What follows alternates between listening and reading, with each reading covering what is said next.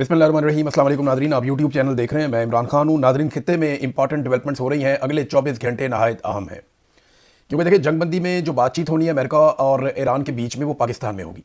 इस्लामाबाद में तैयारियाँ कर ली गई हैं। इस्लामाबाद ने शानदार रोल प्ले किया इसमें, और पाकिस्तान का जो किरदार होना चाहिए था वही किरदार पाकिस्तान का रहा। और इसका सबसे ज़्यादा क्रेडिट पाकिस्तान की आवाम को जाता है कि वो किसी भी नफरत की आग में नहीं जले, बल्कि पाकिस्तान के लोगों ने इस बात के ऊपर दबाव डालकर रखा आखिरी दिन तक कि पाकिस्तान का किरदार सिर्फ और सिर्फ जंगबंदी के लिए होना चाहिए, हमें किसी की भी साइड नहीं लेनी चाहिए।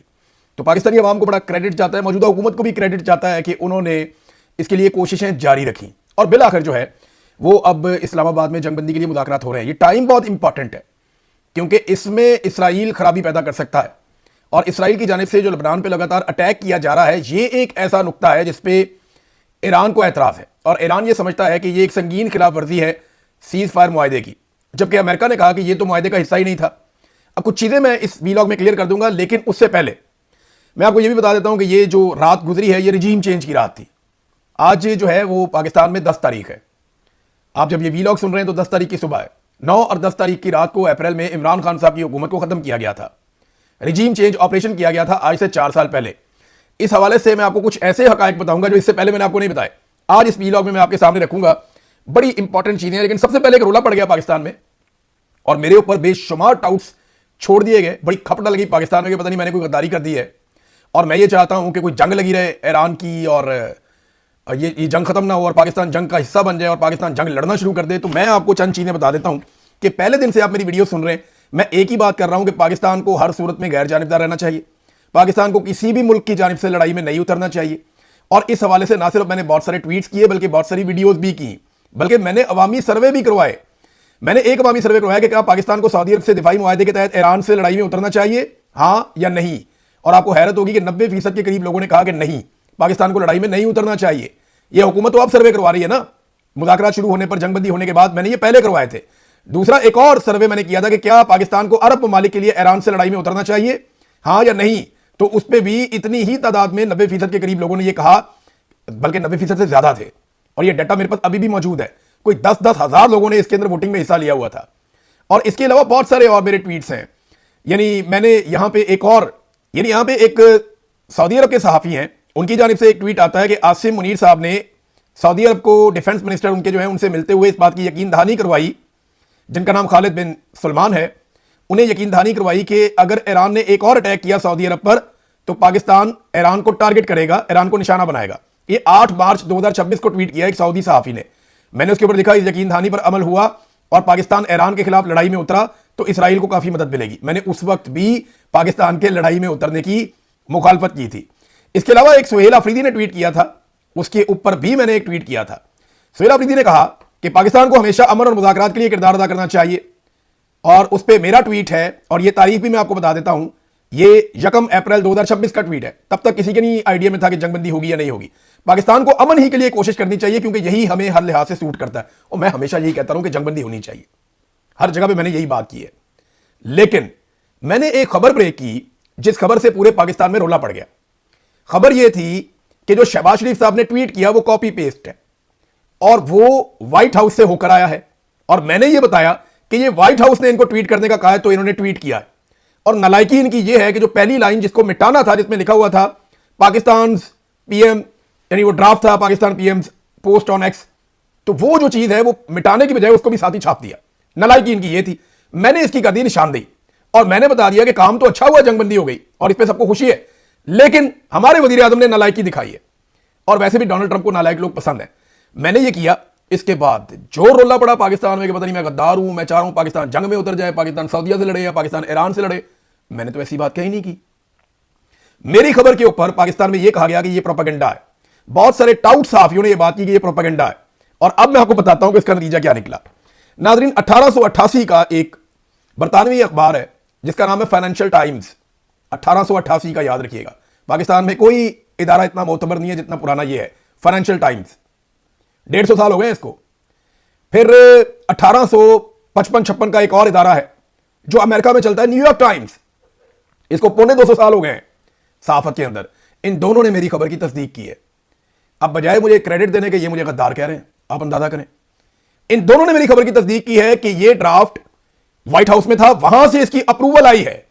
उन्होंने जो अल्फाज इस्तेमाल किए कि उन्होंने साइन ऑफ किया है, यानी उन्होंने मंजूरी दी है इस ड्राफ्ट की, इस मुसव्वदे की मंजूरी व्हाइट हाउस से हुई है। यह इन अखबारात ने लिखा और इसके बारे में बताया, दीगर अखबारात ने भी लिखा, लेकिन ये दो बहुत मोतबर है, एक बरतानिया का एक अमेरिका का। इन दोनों ने मेरी खबर की तस्दीक कर दी। मेरा जो सोर्स था वो पाकिस्तान में था, उसने मुझे बताया लेट नाइट जब पाकिस्तान में थी, और हंसते हुए बताया कि बहुत बड़ा ब्लंडर हो गया इमरान भाई। तो जो उसने मुझे खबर दी मेरे लिए बड़ी अलार्मिंग थी। मैंने 2-3 जगह पे चेक किया, कुछ डाटा निकाल के चेक किया। जब मैंने उसको थोड़ा सा खबर को मजीद उसकी छानबीन की तो खबर निकल आई, मैंने खबर दे दी, और रोला पूरे पाकिस्तान में नहीं पूरी दुनिया में पड़ गया था। बाकी लोग भी इसके ऊपर बोलना शुरू हो गए थे। लेकिन जब मेरी खबर की तस्दीक होती है दो मोतबर आलमी अखबारात से, एक न्यूयॉर्क टाइम्स से, एक फाइनेंशियल टाइम्स से, एक बरतानिया का कोई 150 साल पुराना और एक कोई पौने 200 साल पुराना अमेरिका का, तो उसके बाद कम से कम टाउटो को अब माफी मांगनी चाहिए और यह बात तस्लीम करनी चाहिए। और देखिए, इसमें शहबाज शरीफ के लिए कुछ शर्मिंदगी की बात नहीं है भाई, एक बंदा होता है ना लायक, बात हो भी जाता है, कोई बात नहीं है। पाकिस्तान के लिए तो बेहतर है कि पाकिस्तान को अमेरिका ने रिक्वेस्ट की कि जनाब हमारी जान छुड़ाएं, हम इस लड़ाई को आगे लेकर नहीं चलना चाहते। मैंने इसके ऊपर पहले भी ट्वीट किया हुआ है कि डोनाल्ड ट्रंप की बातों से नहीं लगता कि डोनाल्ड ट्रंप लड़ाई को लंबा लेकर जाना चाहता है।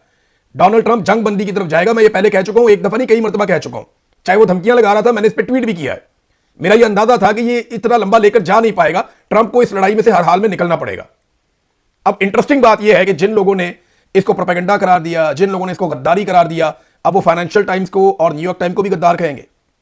जाए ना जाकर इन इदारों के ऊपर केस कर दें, नहीं तो हुकूमत पाकिस्तान या शहबाज शरीफ बरतानिया में आके मेरे पे केस कर दें। भाई यहां की अदालतों पे तो इनको यकीन है ना, आए मेरे पे केस करें और साबित करें कि ऐसा नहीं हुआ, करें ना केस मेरे ऊपर यहां पे आके।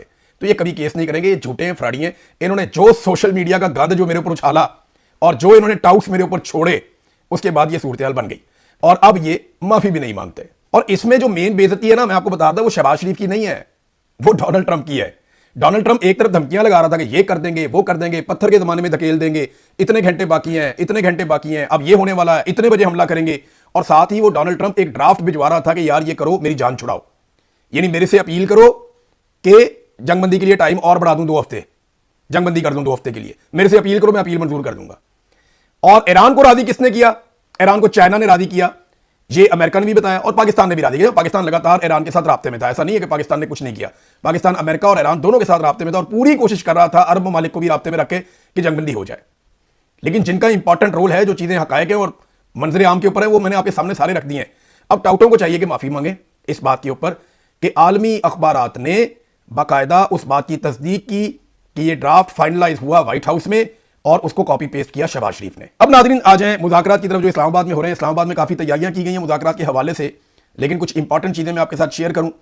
सबसे पहले तो यह है कि आबना हुर्मुज़ अभी तक पूरी तरह नहीं खुली और उसको खोलने के लिए ईरान की शराइत है और वो ये कहता है कि सीज़ फायर की शराइत मुकम्मल की जाए। जो अमरीकी की आदत है वो पाकिस्तान में मुज़ाकरात के लिए रवाना हुई है, उनका साजो सामान पाकिस्तान में पहुँच गया है और वो अपने ही सामान के ऊपर भरोसा करते हैं। सुपर पावर भी है वो कहलाता है, उसके पास बहुत पैसा भी है, लिहाजा अमरीकी नायब सदर और बाकी लोग पाकिस्तान पहुंचेंगे मुज़ाकरात करने के लिए जंगबंदी के। जबकि ईरान की मुज़ाकराती टीम इस्लामाबाद अभी नहीं पहुंची।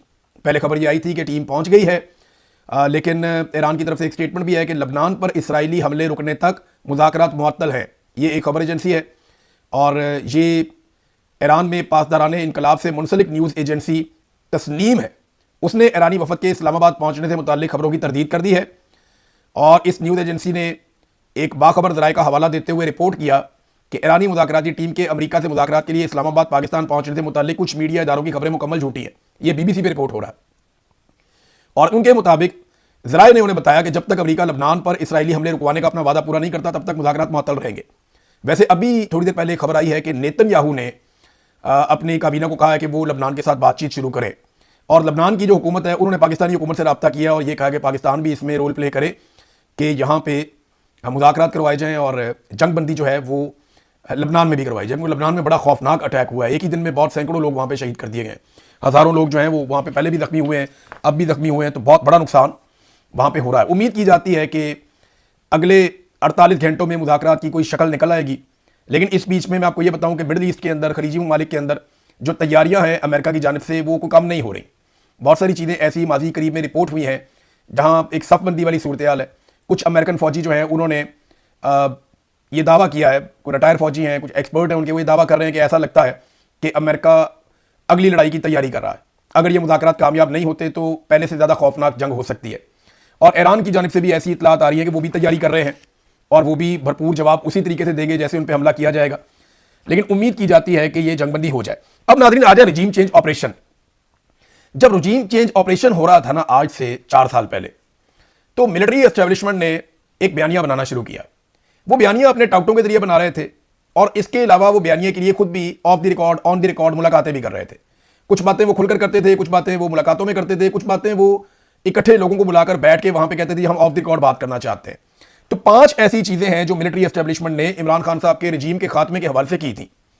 पहला दावा उनका यह था कि ये एक जमहूरी अमल है, हमारा इसमें कोई किरदार नहीं है, ये अदम एतमाद सियासी जमातें जाने उनका काम जाने। नंबर 1 उनका दावा यह था। नंबर 2 उन्होंने दावा किया था कि इमरान खान ने पाकिस्तान की मईशत तबाह कर दी है। नंबर 3 उन्होंने ये कहा था कि गवर्नेंस खराब है, उस्मान बुज़दार की मिसाल भी उन्होंने पेश की थी इसमें। नंबर 4 वो ये कहते थे कि खारजा पॉलिसी में इमरान खान साहब को बहुत नाकामी हुई है, वो बार बार ये कहते थे। नंबर 5 वो एक और बात कहते थे कि इमरान खान बात नहीं सुनता, अपनी मर्जी करता है। और एक बात वो ये कहते थे कि इमरान खान पब्लिक में बिल्कुल मकबूल नहीं है, ये बयानिया झूठ है कि इमरान खान की कोई मकबूलियत है पब्लिक के अंदर। ये 6 बातें बार बार पाकिस्तान की मिलिट्री एस्टेब्लिशमेंट हर जगह पे करती थी। आज 4 साल के बाद ये 6 बातें कितनी सच साबित हुई। सबसे पहली बात, ये जमहूरी अमल का हिस्सा है, इसमें मिलिट्री एस्टेब्लिशमेंट का कोई किरदार नहीं है, हम कोई रिजीम चेंज ऑपरेशन नहीं कर रहे। तो रिजीम चेंज ऑपरेशन में शामिल फजल रहमान, ख्वाजा आसिफ, जावेद लतीफ, मिफ्ता इस्माइल, शाहिद खाकान अब्बासी, एमक्यूएम, एएनपी, हत्ता के बैनुल अक़वामी मीडिया और बहुत सारे प्लेयर्स रिजीम चेंज ऑपरेशन की गवाहियां दे चुके हैं। मोहम्मद जुबैर भी इसकी गवाही दे चुके हैं कि मिलिट्री के साथ मिलकर, फजल रहमान साहब ने तो नाम लेकर बताया कि फलां फलां जर्नैल था, इन्होंने कहा था आओ इसकी हुकूमत गिरा दो। तो रिजीम चेंज ऑपरेशन की गवाहियां आ चुकी हैं। फौज की यह बात जो मिलिट्री एस्टेब्लिशमेंट ने उस वक्त कही वो गलत साबित हुई। नंबर 2, इमरान खान ने मईशत तबाह कर दी, यह बयानिया बहुत फैलाया गया उस वक्त, महंगाई बहुत है, मईशत तबाह हो गई। तो कर्जे इमरान खान साहब के दौर में जितने थे आज उससे दुगने हैं, यानी 75 साल में पाकिस्तान ने जितने कर्जे लिए 4 साल में उतने ले लिए। बेरोजगारी इमरान खान के दौर से ज्यादा है, गुर्बत की शरह इमरान खान के दौर से बहुत ज्यादा है, बजट खसारा इमरान खान साहब के दौर से डबल है, तरक्की की शरह यानी जो शरह नमू जिसे कहते हैं इमरान खान के दौर में जो 6.18% तक पहुंच गई थी, 6% के करीब 2 साल तक रही है, यानी अगर आप एवरेज निकालें तो 6% थी, वो माइनस में चली गई थी, बड़ी मुश्किल से 3 तक पहुंचे हैं ये। फिर बिजली की कीमत 3 गुना हो गई, कम से कम 3 गुना बिजली की कीमत हो गई। गैस की कीमत जो है वो 800 से 900% बढ़ गई। पेट्रोल की कीमतें जो है जो इन्होंने कम करनी थी वो 150 से बढ़ा के आज 300 से ऊपर हैं। और जनरल बाबर का आपको बयान याद होगा कि डॉलर की कीमत नीचे आई है हुकूमत तब्दील होने के बाद। तो इमरान खान साहब के दौर में जितने का डॉलर था आज उससे 100 रुपए से भी ज्यादा महंगा हो चुका है, यानी कितनी कीमत डॉलर की भी बढ़ गई है। सरमायाकारी पाकिस्तान की 50 साल की कम तरीन सतह पे है जो इमरान खान साहब के दौर में सरमायाकारी आ रही थी। आईएमएफ के जाल में पाकिस्तान बुरी तरह फंस गया है। आज हमारा बजट आईएमएफ बनाती है, हमारे सारे फैसले आईएमएफ करती है और ये बड़े फख्र से पाकिस्तानी वुज़रा कहते हैं। तो क्लियर हो गया आपको कि मईशत के बारे में जो एक बयानिया बनाया गया महंगाई के बारे में एस्टेब्लिशमेंट की जानिब से, वो बयानिया भी फारिग हो गया 4 साल के बाद। तीसरा बयानिया इन्होंने बनाया था कि इमरान खान की गवर्नेंस खराब है, बुज़दार की मिसाल देते थे। वैसे बुज़दार जो है वो मरियम नवाज से तो बेहतर ही था, क्योंकि मरियम नवाज ने जितने मनसूबों का इफ्तिताह किया है उनका रिकॉर्ड जब निकाल कर चेक किया गया तो लगभग 80% मनसूबे ऐसे हैं, 80-90% जो उस्मान बुज़दार के दौर के शुरू किए हुए थे। यानी वो जितना भी नालायक था मरियम नवाज से तो बेहतर ही था। इन्होंने तो कोई बड़ा मनसूबा बनाया ही नहीं, कोई नई चीज की नहीं इन्होंने। कोरोना वायरस, पूरी दुनिया ने कहा कि इमरान खान से अच्छी गवर्नेंस कोरोना वायरस में किसी ने नहीं दिखाई। हेल्थ कार्ड, एक ऐसा मनसूबा जिसने पूरे पाकिस्तान को तब्दील कर दिया था, वो भी इन्होंने खत्म कर दिया। कोई बड़ा प्रोजेक्ट ये हुकूमत दिखा नहीं सकती जो इन्होंने अब बनाया हो, कोई डैम बनाया हो, कोई बड़ी चीज बनाई हो, इमरान खान बना रहा था। और जितने भी इमरान खान साहब के बड़े प्रोजेक्ट थे दर्जनों की तादाद में, उन्हें नोटिफिकेशन के जरिए से बंद करवा दिया गया। मैंने इस पे पहले वीलॉग भी किया था। करप्शन के पैसे की सबसे बड़ी रिकवरी इमरान खान साहब के दौर में हुई। एहसास प्रोग्राम को आलमी सतह पे जो है वो सराहा गया। फिर एक्सपोर्ट्स के अंदर इजाफा हुआ इमरान खान के दौर में, रिमिटेंसेस के अंदर इजाफा हुआ, आईटी के शोबे में पाकिस्तान आगे बढ़ा, टेक्सटाइल में मजदूरों की किल्लत हो गई, इतना ज्यादा पाकिस्तान में टेक्सटाइल इंडस्ट्री को बूम मिला, किसानों को शानदार मुनाफा मिला इमरान खान साहब के दौर में। किसान अपने मुंह से कहते हैं गन्ने की पूरी कीमत किसानों को पहली मरतबा मिली, शुगर माफिया पे किसी ने पहली मरतबा पक्का हाथ डाला। तो गवर्नेंस तो इमरान खान की शानदार थी और आज ये सारी चीजें बर्बाद हो चुकी हैं। फिर खारजा पॉलिसी में कहते हैं जी इमरान खान नाकाम हो गया था। इमरान खान अब शहबाज शरीफ की तरह सल्यूट तो नहीं मार सकता था ना ट्रंप को, और साफ बात करता था। चीन से आपके ताल्लुकात ऐसे हैं, वो कहते हैं जी पैसे वापस करो। यूएई से आपके ताल्लुकात ऐसे हैं, वो कहते हैं जी पैसे वापस करो। लोग पोस्ट कर रहे हैं बार बार सोशल मीडिया पे कि खानदानों को यूएई से निकालकर वापस भेजा जा रहा है। नदीम अफजल चंद ने इसका दावा किया और बहुत सारे लोगों ने इसका दावा किया कि जनाब यूएई में पाकिस्तानी शहरियों के लिए हालात उतने अच्छे नहीं, ताल्लुकात आपके खराब हो गए। कौम को एतमाद में लिए बगैर सऊदी अरब से एक दिफाई मुआहदा किया गया, उसको अभी तक खुफिया रखा हुआ है। बोर्ड ऑफ पीस में ये बड़ी उजलत में शामिल हो गए, उसके ऊपर भी कोई मुशावरत नहीं की इन्होंने। कोई बैरूनी सरमायाकारी ये पाकिस्तान में नहीं ला पाए। यूरोपीय यूनियन में जीएसपी प्लस का आपका मामला फंसा हुआ है, सवाए ट्रंप को राजी करने के ये कोई काम नहीं कर सके। ये खारजा पॉलिसी इमरान खान की बेहतर थी या इनकी बेहतर है? इमरान खान रशिया से तेल लेकर आ रहा था सस्ता, उनके साथ गंदम का तेल का सौदा कर रहा था, तो इमरान खान तो बेहतरी लेकर आ रहा था इन चीजों के अंदर। खारजा पॉलिसी में वही है ना कि आप सरमायाकारी लाएं, आपको फायदा हो, तो इमरान खान इस तरफ जा रहा था, इनसे नहीं हुआ। फिर इमरान खान बात नहीं सुनता, अपनी मर्जी करता है। ये इनका एक बिल्कुल जायज इनका एक इशू था कि इमरान खान बात नहीं सुनता, अपनी मर्जी करता है। जनरल बाजवा की एक्सटेंशन वाली बात थी, इमरान खान को पहले ही एक्सटेंशन देने पर नदामत थी। वो कह भी चुके हैं कि मैंने बड़ी गलती की, मैंने जनरल बाजवा को एक्सटेंशन दी। बाजवा को दोबारा एक्सटेंशन चाहिए थी, इमरान खान ने बात नहीं सुनी। हाँ, एक वक्त आया इमरान खान ने हुकूमत बचाने के लिए और जनरल बाजवा को एक्सपोज करने के लिए भी हो सकता है, और ये भी वजह हो सकती है कि ये सारे आ गए तो पाकिस्तान का बेड़ा गर्क हो जाएगा। जनरल बाजवा को यहां तक कह दिया कि लेनी एक्सटेंशन का रोला तो वो ले लो भाई मेरे से, लेकिन ये हरकत ना करो, रजीम चेंज ना करो। लेकिन बाजवा साहब को दूसरी तरफ से वादा कर दिया गया था। बाजवा साहब को उम्मीद लगी थी कि वो मुझे एक्सटेंशन दे देंगे। बाद में ख्वाजा आसिफ ने गवाही भी दी कि जनरल बाजवा हमें धमकियां देता था मार्शल लॉ लगाने की कि मुझे एक्सटेंशन दो वरना मैं मार्शल लॉ लगा दूंगा। फिर फौज की और कौन सी बात इमरान खान नहीं मानता था? नंबर एक, Imran Khan electronic voting machine लाना चाहता था। एस्टेब्लिशमेंट ये जानती थी कि अगर ये मशीन आ जाएगी तो इलेक्शन का निजाम हमारे हाथ से निकल जाएगा, फिर फॉर्म 47 जारी करना आसान नहीं होगा।